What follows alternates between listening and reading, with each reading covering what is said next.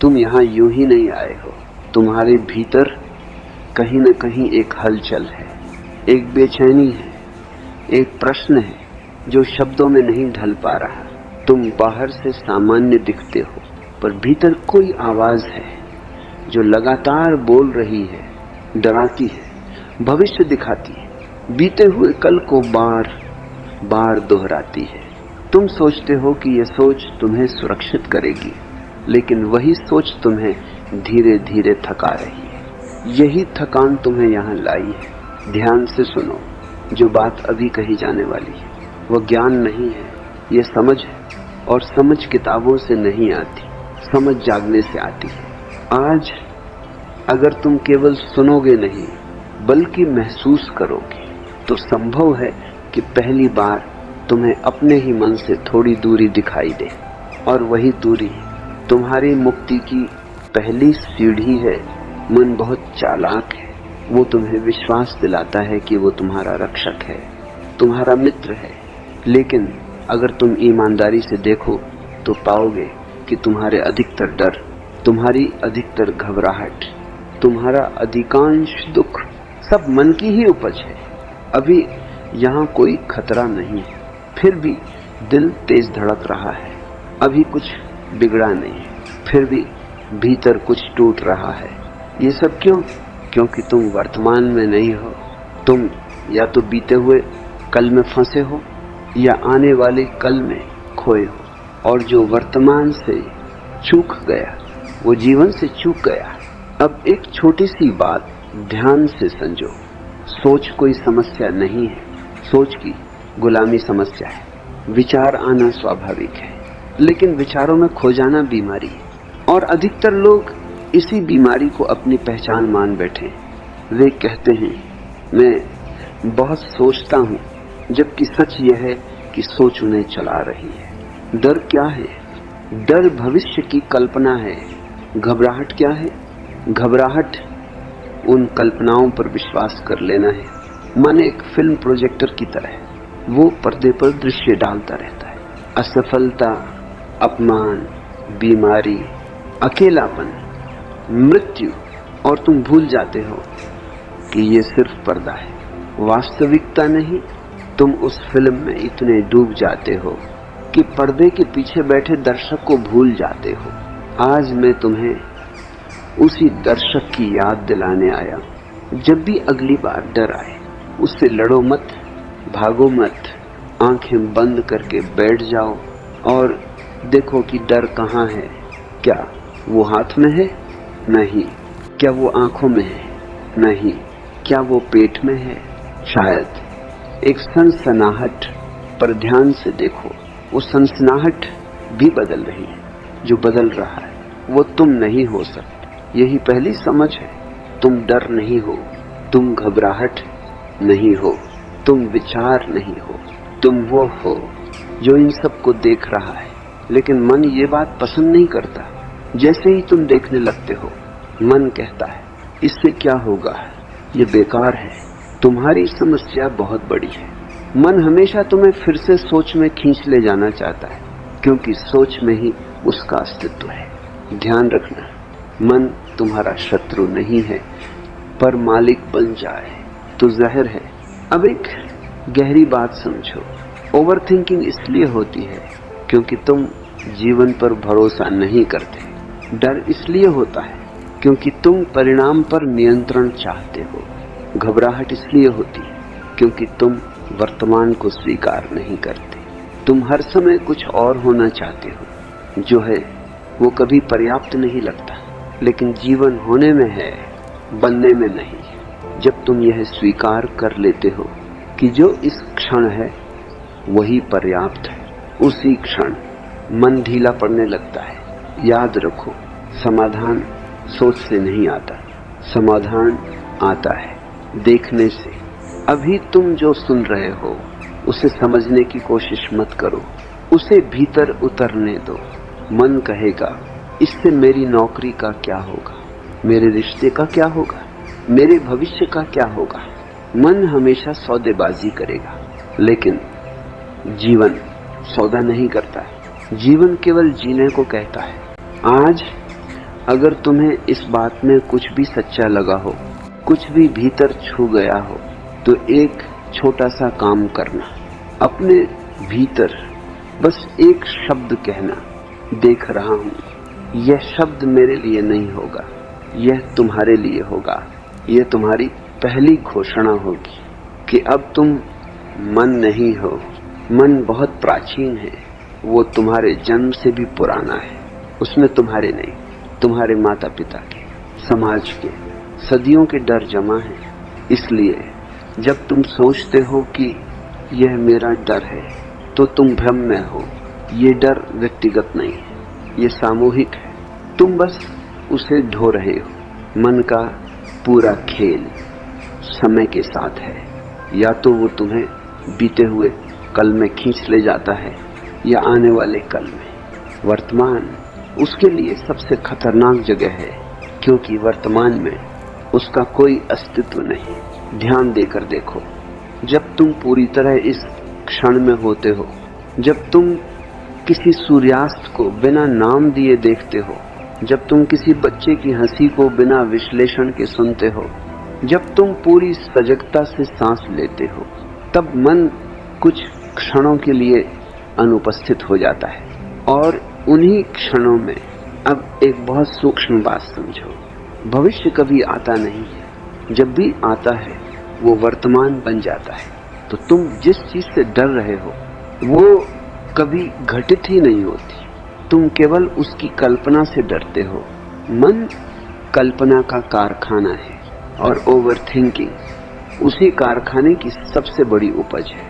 अब सवाल ये नहीं कि मन को कैसे रोका जाए, मन को रोका नहीं जा सकता। जो रोका जाए वो दब जाता है, और दबा हुआ मन और ज्यादा हिंसक हो जाता है।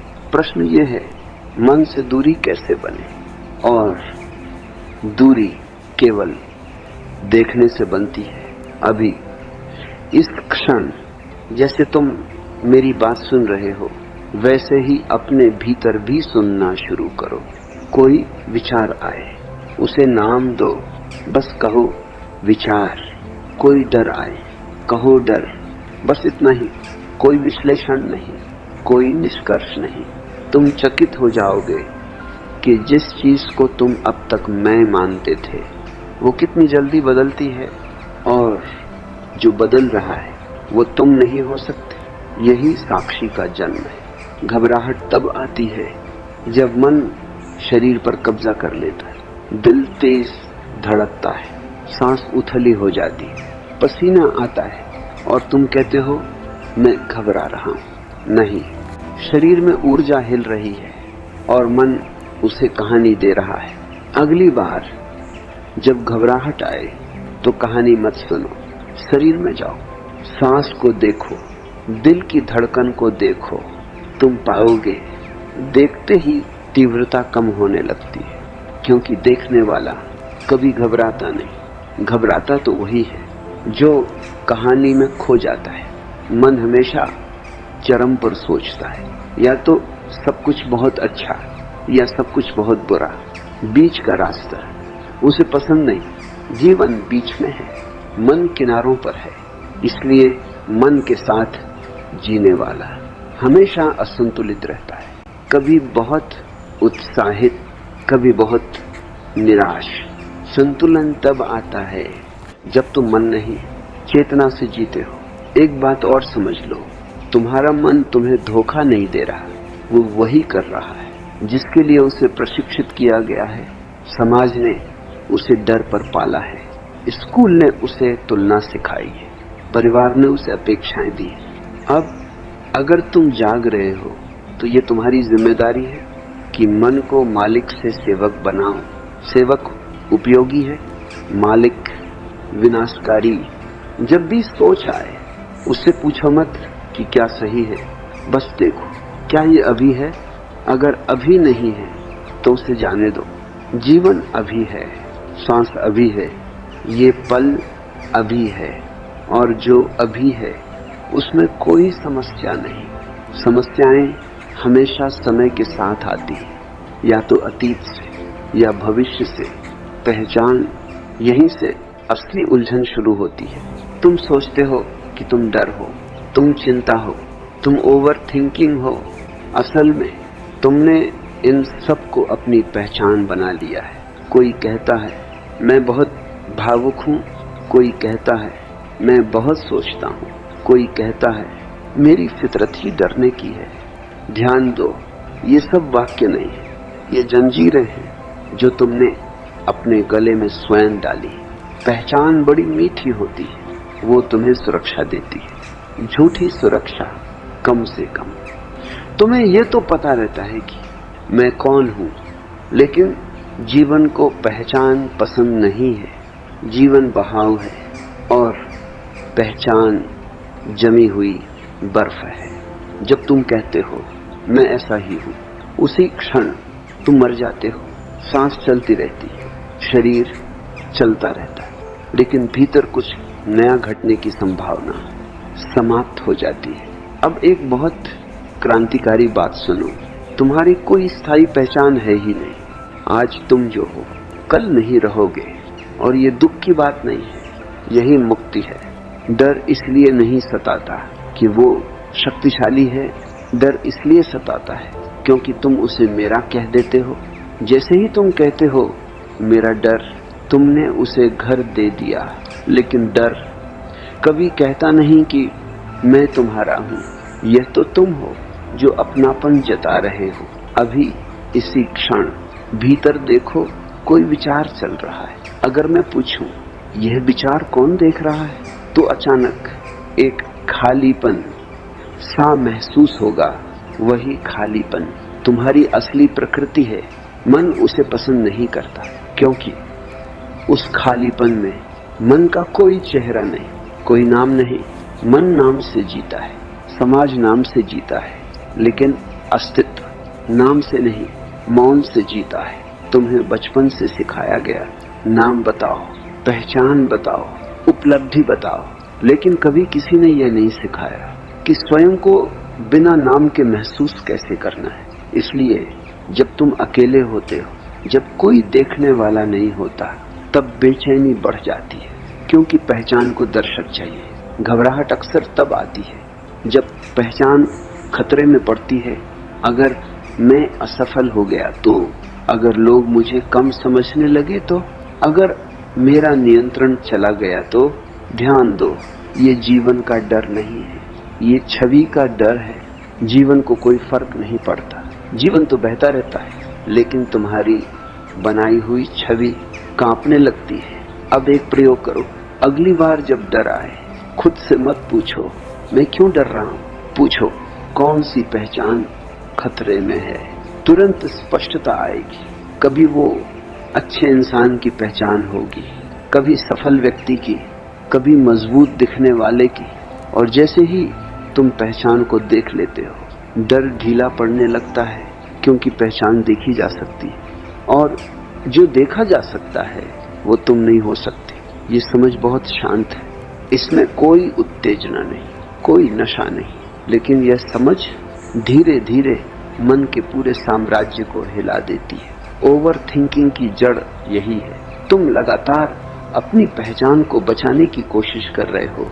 भविष्य में सफल दिखना है, अतीत में सही साबित होना है, और इस बीच जीवन निकल जाता है। याद रखो, जीवन को तुम्हारे परिचय पत्र की जरूरत नहीं। तुम बिना किसी लेवल के भी पूरे हो। जिस दिन तुमने यह देख लिया, उस दिन डर तुम्हारा पीछा छोड़ देगा, क्योंकि डर को रहने के लिए मैं चाहिए, और तुमने मैं को ढीला कर दिया। अभी तक हमने 3 बातें देखी, सोच, मन और पहचान।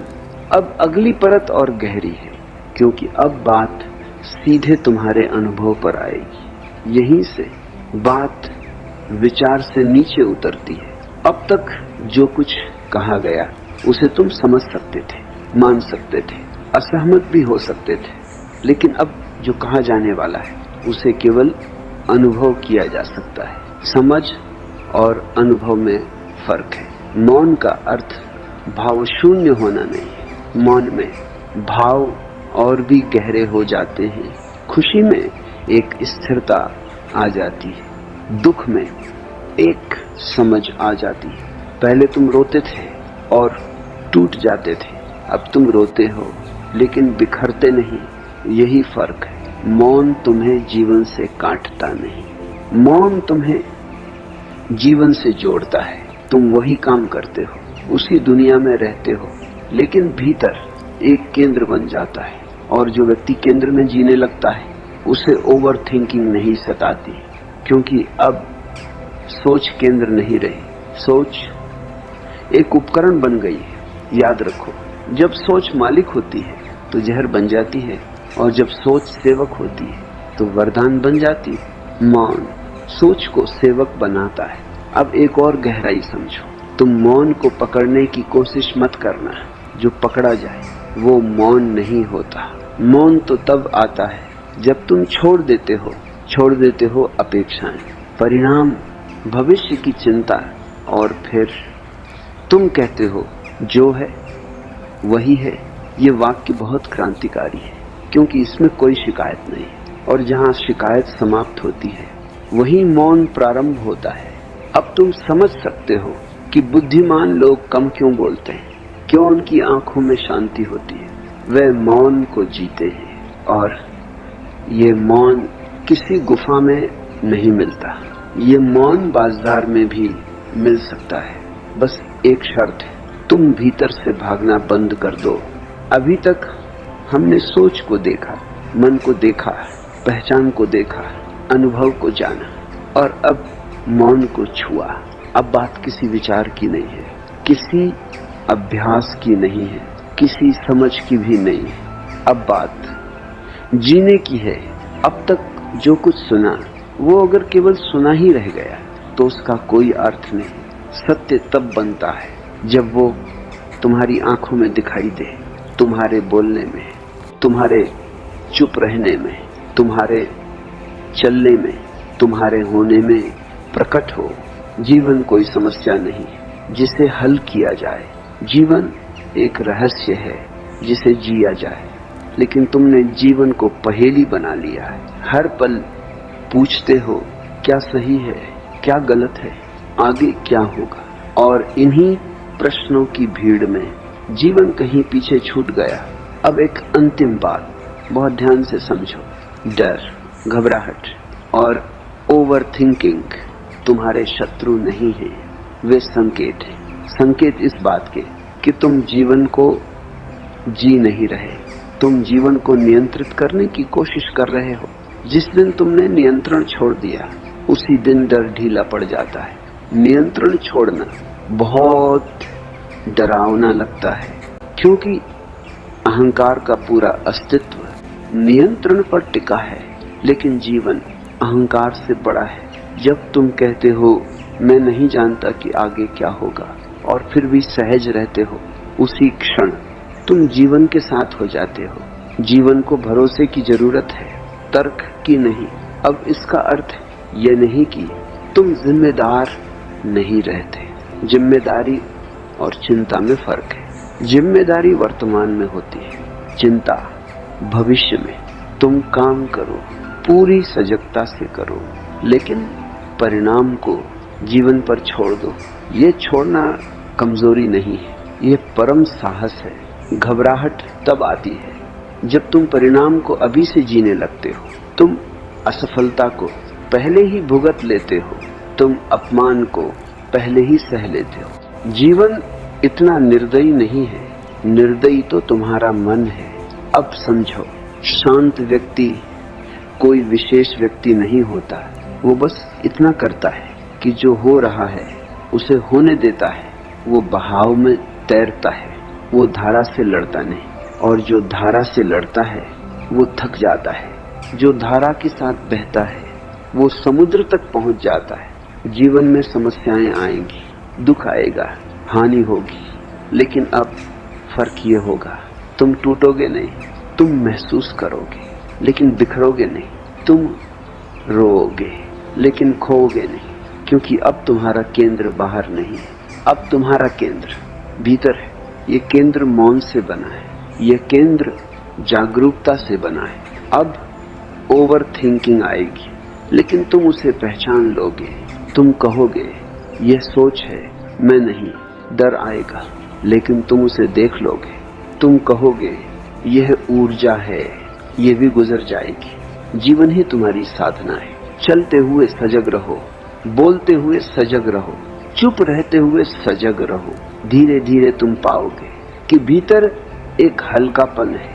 वही हल्कापन डर को जड़ से काट देता है, क्योंकि डर बोझ पर जीता है। जहां हल्कापन है वहां डर टिक नहीं सकता। अब अंतिम बात, इसे सुनो नहीं, इसे याद मत करो, इसे बस जीने दो। तुम पहले से ठीक हो, तुम्हें सुधारने की जरूरत नहीं। आईने को बदलना नहीं पड़ता, धूल झाड़नी पड़ती है। तुम वही आईना हो। अब धीरे धीरे तुम ये देखने लगते हो कि हर अवस्था आती जाती है। आज मन भारी है, कल हल्का हो जाएगा। आज डर है, कल शायद नहीं रहेगा, और कभी कभी डर फिर लौट आएगा। लेकिन अब फर्क यह होगा कि तुम डर से परेशान नहीं होगे, क्योंकि तुम जान जाओगे यह भी एक लहर है, और जो लहर को लहर की तरह देख लेता है वो डूबता नहीं। ओवर थिंकिंग भी अब वैसी नहीं रहेगी। सोच आएगी, लेकिन वो तुम्हें बहाकर नहीं ले जाएगी। तुम काम कर रहे हो और मन कुछ और सोच रहा है।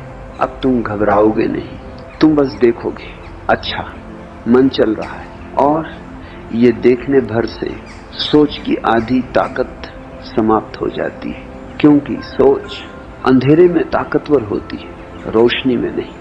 और जागरूकता ही रोशनी है। जीवन थोड़ा सरल लगने लगता है। पहले तुम हर चीज को बहुत व्यक्तिगत लेते थे, हर शब्द, हर प्रतिक्रिया, हर नजर।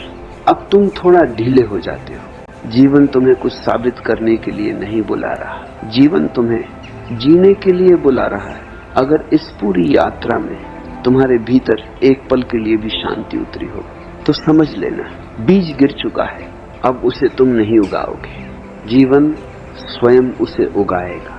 और एक दिन तुम अचानक पाओगे कि डर कहीं पीछे छूट गया है, घबराहट बेईमानी हो गई है, और सोच अब सिर्फ एक औजार है। यही स्वतंत्रता है, यही मुक्ति है, यही जीवन है।